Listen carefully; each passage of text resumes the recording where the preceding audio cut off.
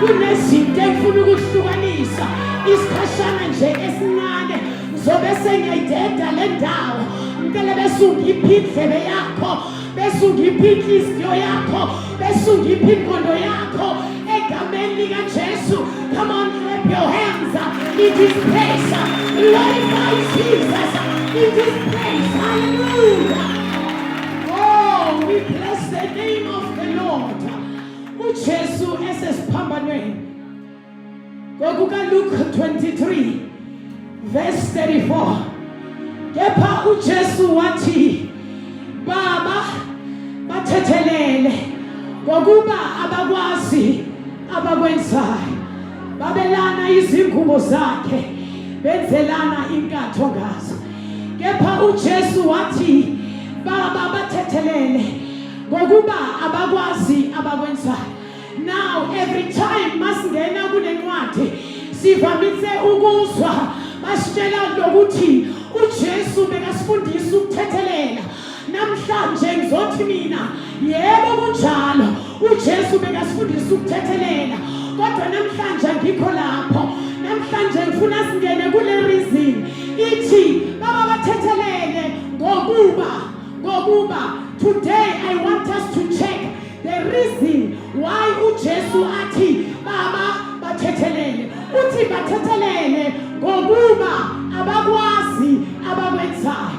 Ngokuyangami uma ngibheka lencwadi bengizathi mina uma ngabe uJesu bekathole lokuthi bayayazi into abayenzayo bengeke bathethelele kodwa wabathethelela ngoba bona ukuthi hayibo labantu balibele labantu abayazi into abayenzayo.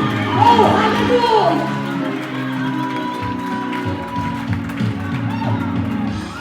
Now kwaba easy for Jesus to forgive.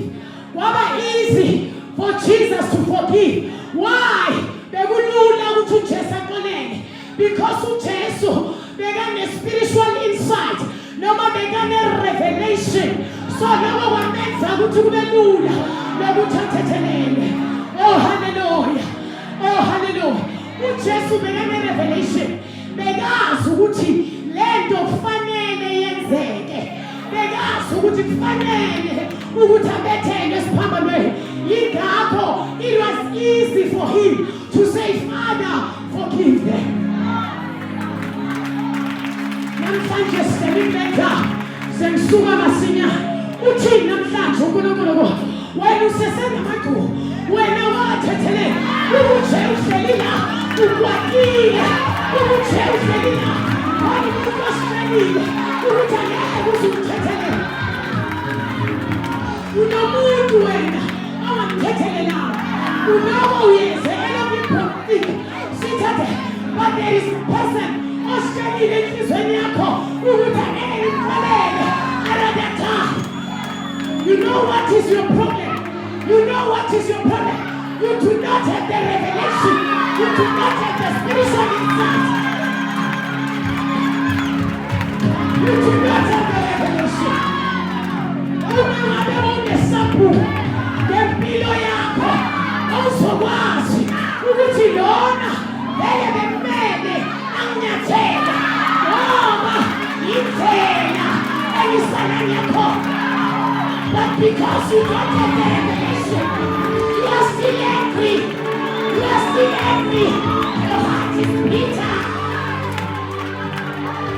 Your heart is bitter.